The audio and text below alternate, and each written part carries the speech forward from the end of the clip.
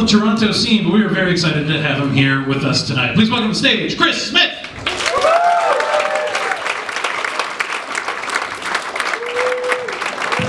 How we doing, Absolute Comedy? Cool, okay.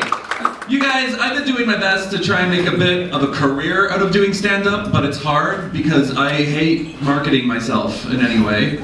Specifically on Facebook, because let's be honest, the parents have won that social media platform. I would just like to let all the parents know in the audience that your likes have consequences, okay? I'm operating at a very informational stalemate with my parents because the stuff that they like on Facebook is so embarrassing. I can't bring myself to tell them that literally every human that they friend can see it. So when it comes to who my parents are based on the things that they like on Facebook, I can't make any definitive conclusions of who they are as people, but I can make some pretty educated assumptions. For example, I can't make the definitive conclusion that my dad is super sexually attracted to Asian women.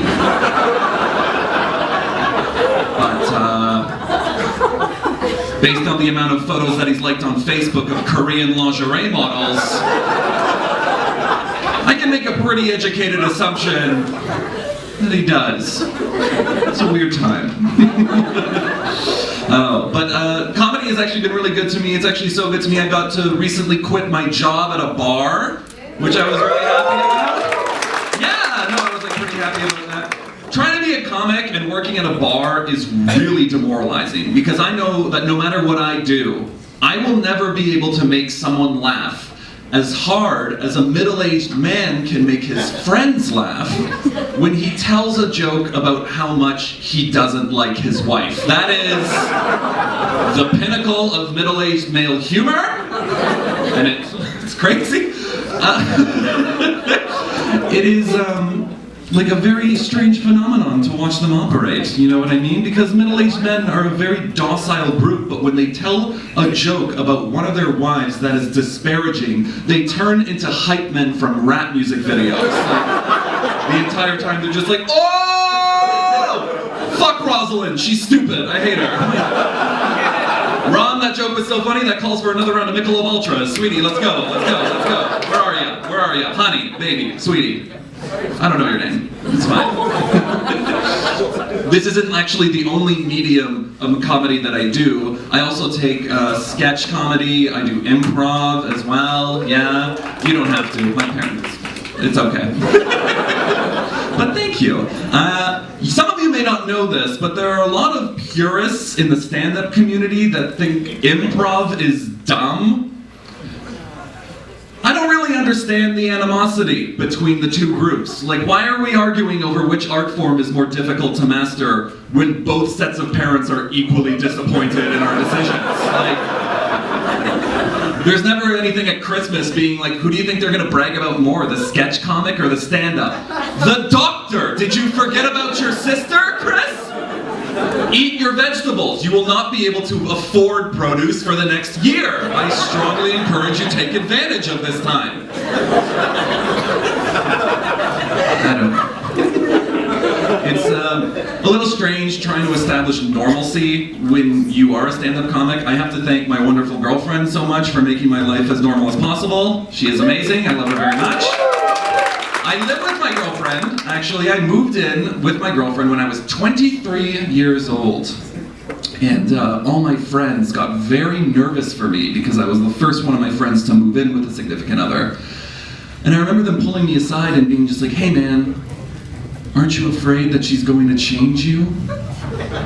I don't know why so many men in their 20s are so afraid of change. Are you like looking at yourself in the mirror and being just like, yeah, no notes. You're good to go. I don't. Not even a little bit. Before living with her, I was living in a house where I needed to wear shoes 24 hours a day because the floors were too sticky to wear socks. You don't think I had any room for improvement at all? I have 3 different kinds of hand soap in my condo right now. Strawberry kiwi, berry blast. One of them is just a picture of 2 champagne flutes clinking. I don't know what that flavor is, but I'm very excited to try it. Prior to her, I was washing my hands with dish soap. You don't think I needed to be reformed a little bit?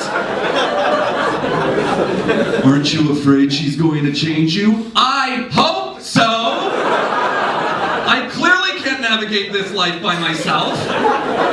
You know what I found nowadays when guys in their 20s say, aren't you afraid she's going to change you? That's just code for them being like, hey man, aren't you worried that she's no longer going to let you be shitty all the time?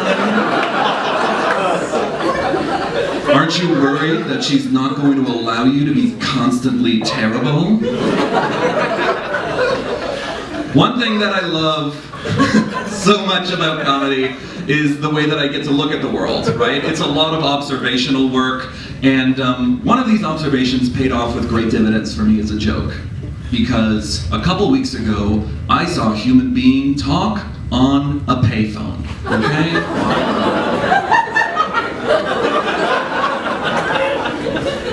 I remember how popular payphones used to be in like the late 90s and early 2000s, but it's weird seeing somebody talk on a payphone now.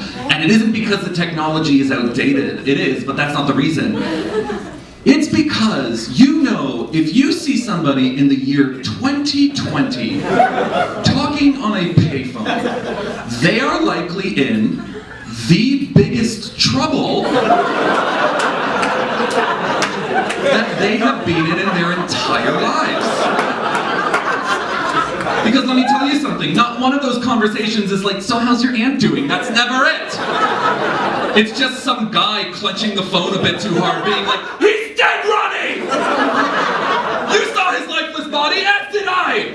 I have a one-way ticket to Guadalajara. I suggest you join me. We're not safe here. You guys